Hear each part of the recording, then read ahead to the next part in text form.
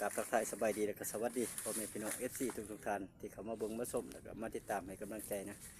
มื้อนี้ก็พ่อกับบาบุญคือเก่าทุกคนยังอยู่ในป่าในดงคือเก่าบ่ทันได้กลับนะมาหากินกับบ่าวหำคนบ้านป่าแล้วก็ในพรานใหญ่นะแล้วก็บาบุญทุกคนนะ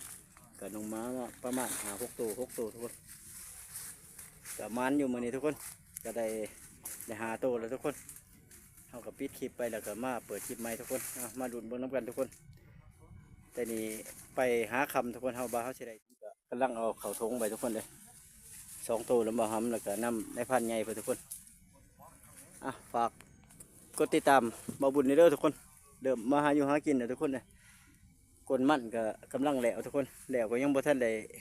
ละเอียดเอากันย่างโตทุกคนเลยได้แล้วตัวนั้นนะประมาณ3 โลปลายๆน้อยหนึ่งทุกคน3 โล3 โล 2ประมาณทุกคนเลยครับไป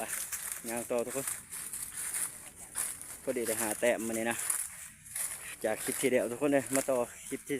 2เรียกว่าพี่2ทุกคนไปดุนเบิ้งน้ำกันแต่นี้เฮาหลังจากที่เฮาไล่แดดเมื่อกี้นะบาสิมานต่อหรือโบมานนะไปดูเบิ้งน้ำกันอีกทุกคนเลยมาเฮาอีกแล้วทุกคนเลยก็โทรศัพท์ก็ดังพอดีทุกคนเสียงมาเฮาอีกแล้วทุกคนขายมาเป็นไรหมูนะ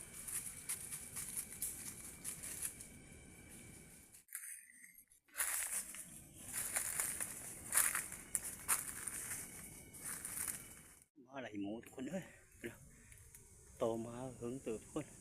แถวเขียนบ้านเฮาแหละนะไหลลุยขึ้นเลยทุกคนเมื่อกี้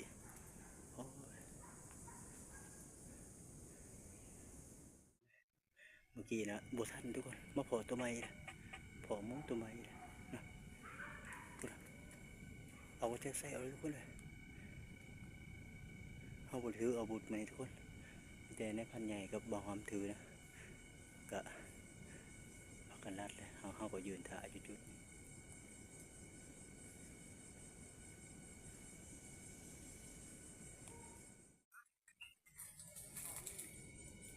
ไหลมาอีกทุกคนเลยก็ขึ้นก๊กใหญ่นะลงมาเฝ้าเลยในพันใหญ่ขึ้นเทิงทุกคนเลย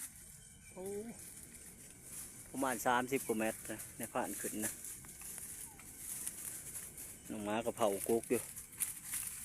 เอาแถวก็เลาะหาทั้งหลุมทุกคนว่าในผ่านเฉพาะอยู่งาได้ก็เอาหนองมาลงไปลัดเชิงงามันอยู่นะ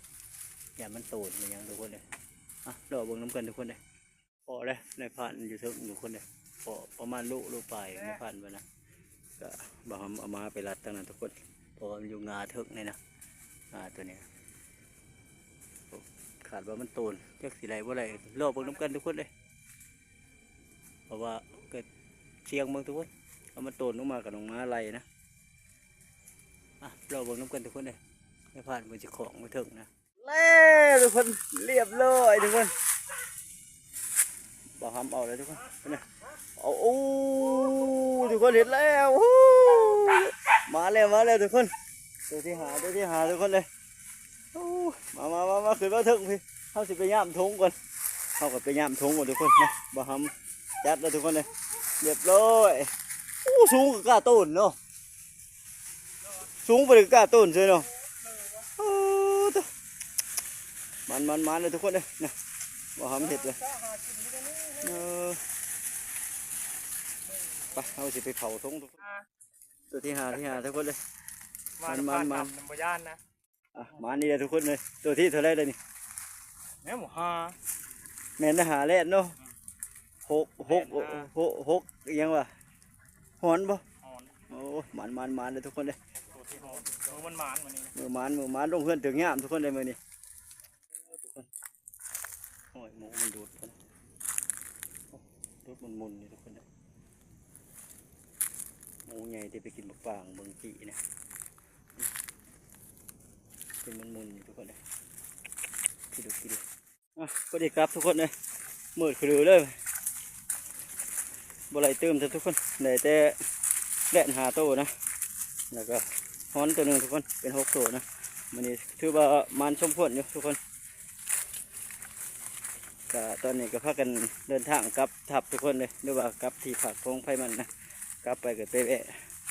ทับของในพันใหญ่ไปแล้วกลับบ้านทุกคนเลยกลับทับนะ ำพอดีทุกคนเลยมืดกระดืออยู่ก็พากันกลับเลย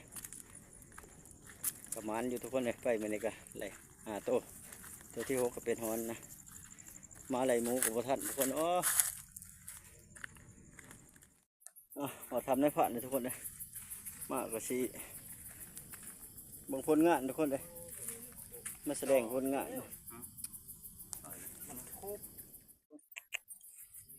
สองทุกคนเลยทำในผ่านเพิ่นใส่ชุดแอคชั่นเนี่ยมาหอดทับเลยทุกคนเลยกับมามัดเบิ่งนะ4ทุกคนตัวนี้5ตัวนั้นนะ6ตัวนั้นทุกคนเลยมันสมควรอยู่ไหมทุกคนเลย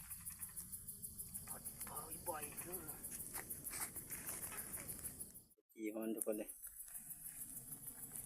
พอได้แบ่งกันกินได้นี่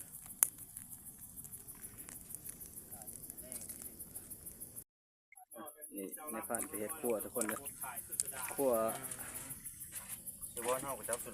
ฮอนตัวหนึ่งทุกคนแล้วก็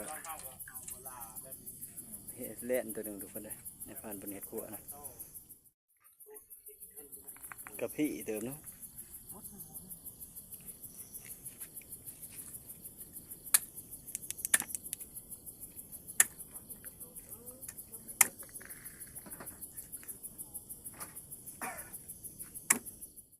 มันเลนมาซื้อหลายคูบกว่านี้นะขั่วแล่นทุกคนเลยทั้งขั่วแล่นพร้อมแก่ความฝันในฟังพร้อมทุกคนเฉพาะบุไรโมวันนี้บ่ทำฝันก็ฝันเอาหมูแม่ไปฝันแบบ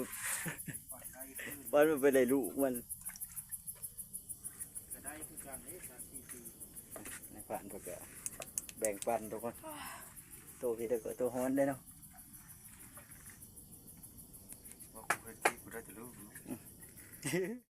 มันเมนนี่ก็เห็ดอีพูดหนึ่งเลย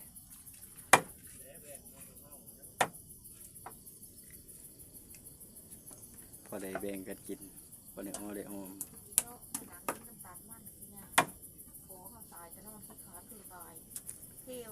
ก็ทุกคนเลยก็เลยทั้งฮ้อนแล้วก็เล่นเป็นแล้วก็เล่นปั่นกันทุกคนเลยในพันแบ่งให้นะเขาก็เมื่อทุกคนเมื่อทับคนเนี่ยเมื่อหาของผ้าเพื่อทุกคนเลยก็นี่ก็9 โมงปลายทุกคนเลย3 ทุ่มกลัวแล้วนะก็มาหอดเทือนหอดสะหอดทับเลยทุกคนเลยมากับลูกชาย2 คนกับแม่บ้านนะบุษนอนอยู่ทุกคนปลูกมันนะเขาก็มานอนพี่ครอบครัวมีแต่ลูกสาวอยู่เฮือนเด็กเป็ดทุกคนบดมานำนะแม่บ้านก็เอาใส่3ไปทุกคนเลยยังเล่นปลาคาทุ่งก็ได้ไข่ออกแล้วมาจิ้มมาปอนเขาก็ซ้ำนี่ก็ได้พอได้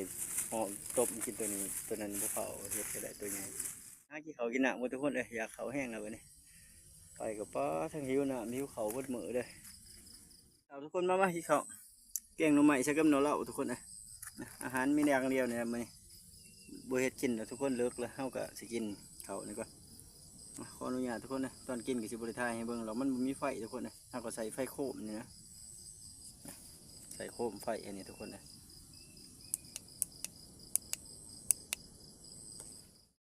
กินเรียบร้อยทุกคนนะเขาคนเดียวลูกชายกับแม่บ้านก็กินก่อนนะ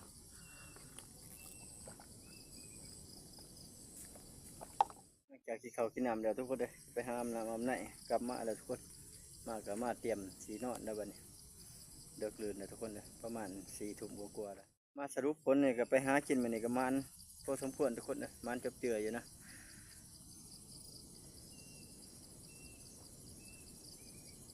คลิปนี้ก็ขอฝากไว้ช่ำนี้ทุกคนพบก็บ่าวบุญไหมในคลิปต่อไปทุกคนสำหรับคลิปนี้ขอกล่าวคำว่าสบายดี